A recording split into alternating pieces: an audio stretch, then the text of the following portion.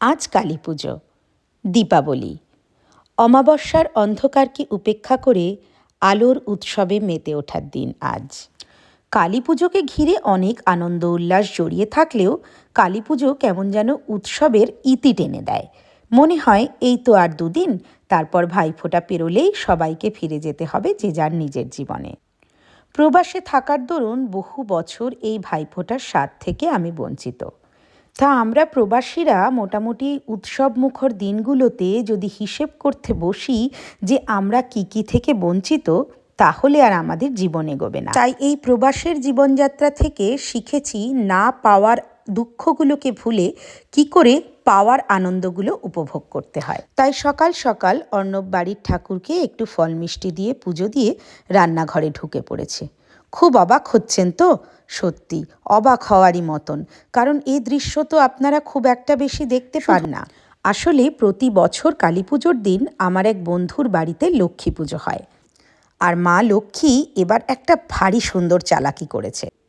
আমি আর আমার বন্ধু দুজনেই এবছর পুজোর কাজে আটকে গেছি, তাই এই ভোগের দায়িত্ব এসে পড়েছে বাড়ির কর্তাদের ওপর।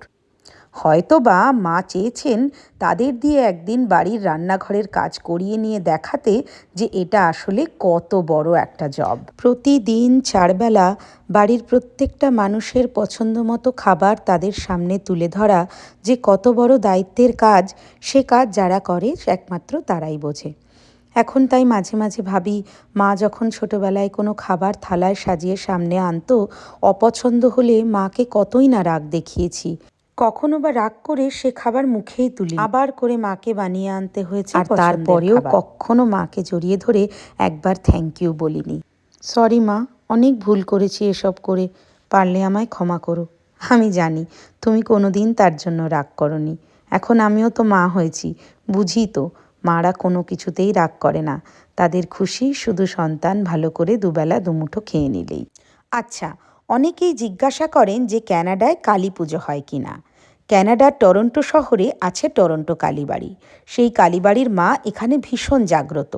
তার পুজো হয় প্রত্যেক কালী পুজোর আমাবস্যায় সারা রাত ব্যাপী, আর তার সঙ্গে মন্দিরে সমানে চলতে থাকে ভোগ খাওয়ানো। কালী পুজোর দিন কালীবাড়ি গেলে আপনি বুঝতে পারবেন যে গোটা টরন্টো শহরে কত কত বাঙালি থাকে। ভিড়ে মন্দিরে পা রাখার জায়গা পাওয়া যায় না। অঞ্জলির পর অঞ্জলি, ব্যাচের পর ব্যাচ চলতে থাকে। সে এক অদ্ভুত সুন্দর অভিজ্ঞতা। আজ তাহলে এ পর্যন্তই। সবাইকে জানাই দিওয়ালির শুভেচ্ছা।